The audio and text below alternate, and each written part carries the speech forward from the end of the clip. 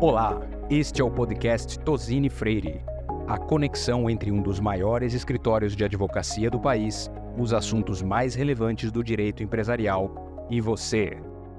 Bem-vindas e bem-vindos a mais um episódio do podcast de Tosini Freire Advogados. Meu nome é Guilherme Ribas, sou sócio da área de Direito Concorrencial e hoje estou aqui com a minha sócia Tatiana Lins Cruz para conversarmos sobre um tema muito quente, que é a política de precificação. Como que o CADE, a Autoridade de Defesa da Concorrência Brasileira, analisa políticas de precificação. Tatiana, bem-vinda. Olá, obrigada. Olá a todas e todos. É um prazer estar aqui para discutir esse tema tão relevante. Tatiana, me fala uma coisa, esse caso, esse assunto de precificação, ele vai e vem no CAD ao longo do tempo, a gente tem vários precedentes e consultas. Eu queria que você começasse contando para a gente um pouco sobre a recente consulta no caso Pirelli. O que foi esse caso e por que ele é relevante para quem cuida de precificação, relação entre fornecedor, fabricante e distribuidor e revendedor? Esse é um caso bastante interessante mesmo, que foi julgado pelo CAD em meados do ano passado, em que a Pirelli trouxe uma consulta, ou seja, um questionamento para o CAD sobre a possibilidade de implementação de uma política de preço mínimo anunciado. Não era fixação de preço, era anúncio de preço. Ou seja, o que era essa política? Que os seus revendedores não podiam anunciar os seus produtos por um preço abaixo de um piso, de um mínimo determinado pelo fabricante, pela Pirelli. E qual era a justificativa da Pirelli? Que o preço é um importante fator de percepção do consumidor e que um preço abaixo do que a Pirelli achava adequado poderia impactar negativamente na percepção do consumidor da qualidade do produto, dos pneus.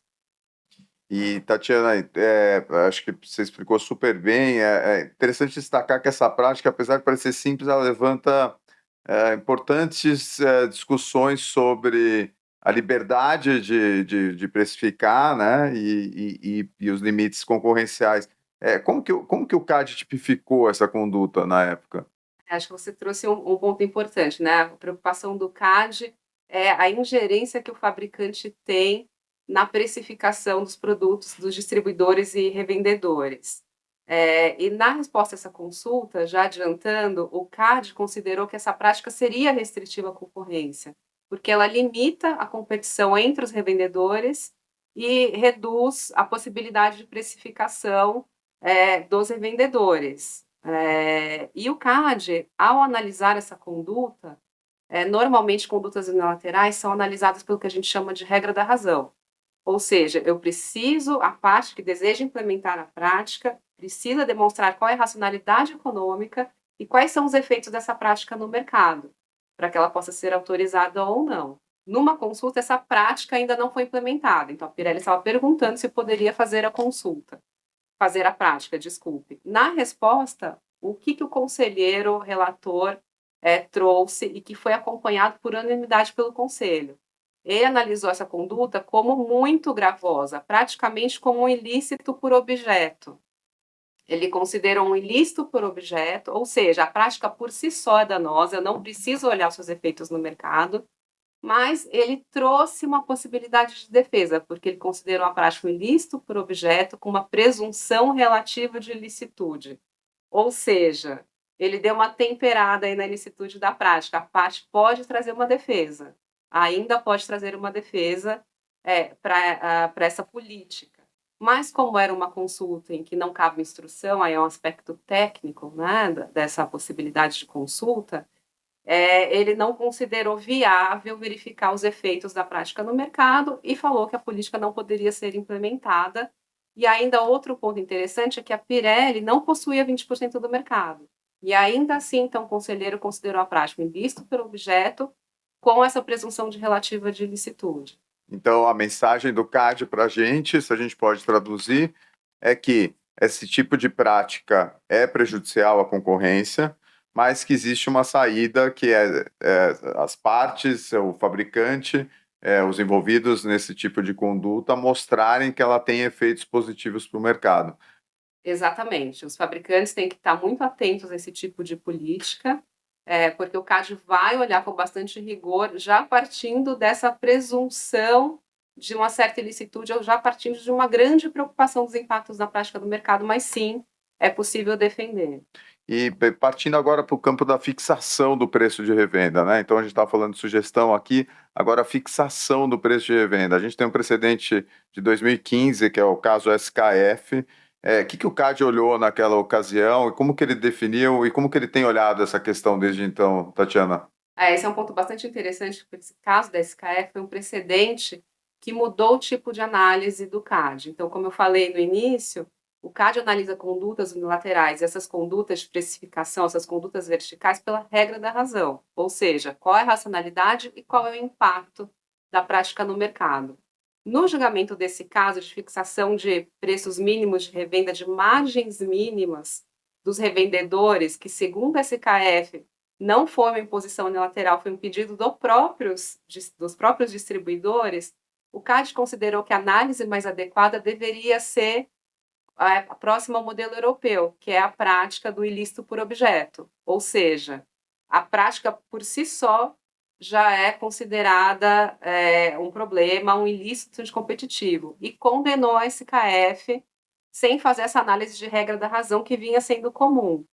E é importante falar que essa questão foi levada ao judiciário e que houve a anulação da decisão em primeira instância, confirmada em segunda instância.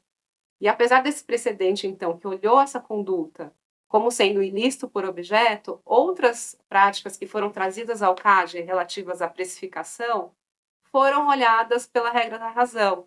E o CAD vem trazendo análises muito sofisticadas em relação a essas políticas, tanto de preço mínimo anunciado, quanto de fixação de preço de revenda.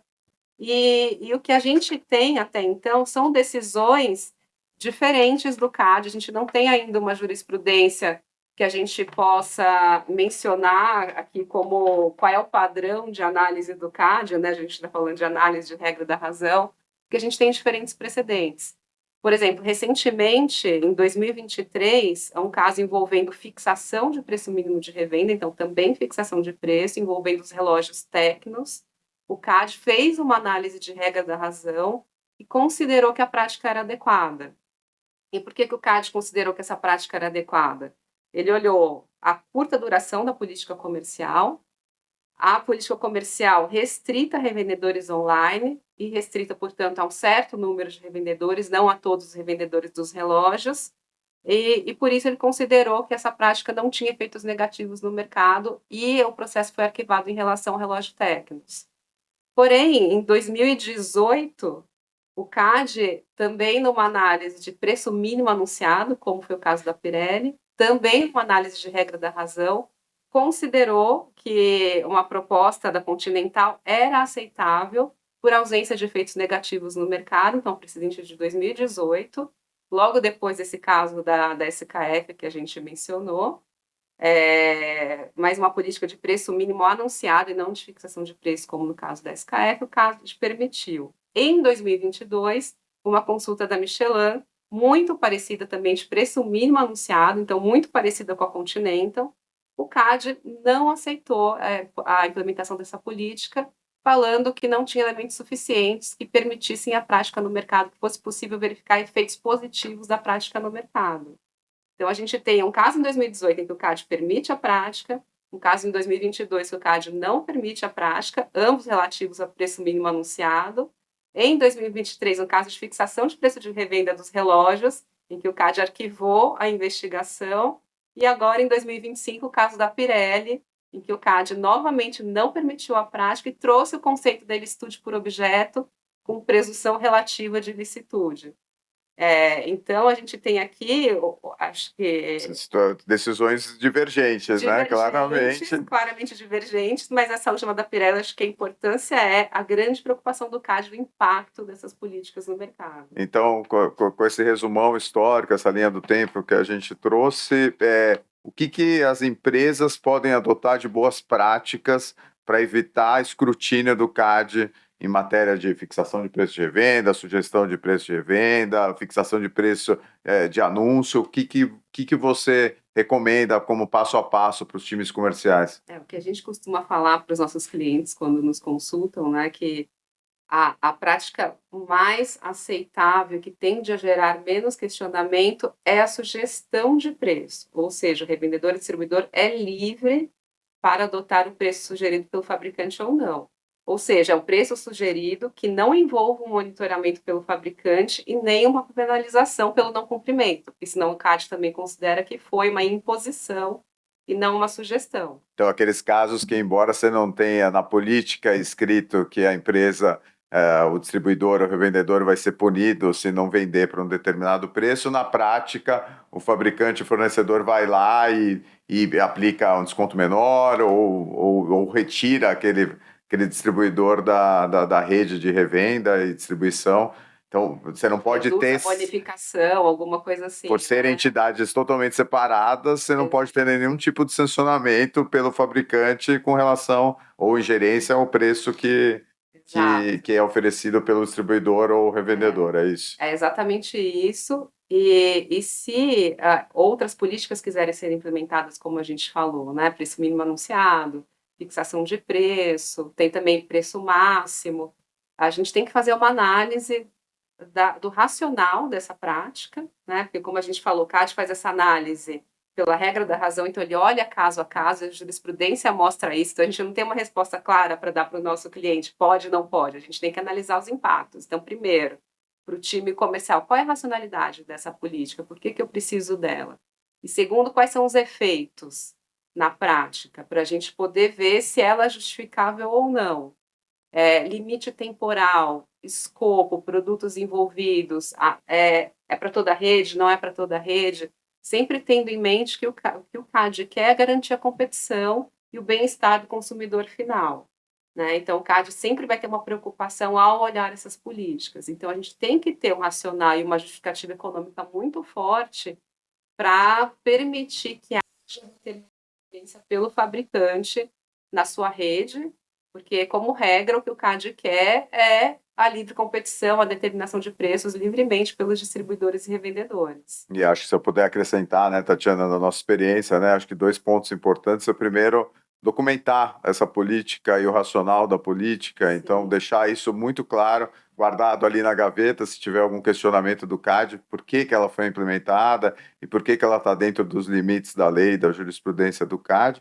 E o segundo ponto, tomar muito cuidado com comunicação, né? Porque às vezes, principalmente quando a comunicação sobre mudança de política de precificação é feita pelos times comerciais aos distribuidores e revendedores, a gente vê que vira e mexe aparece alguma reclamação sobre coerção ou um mecanismo de sancionamento.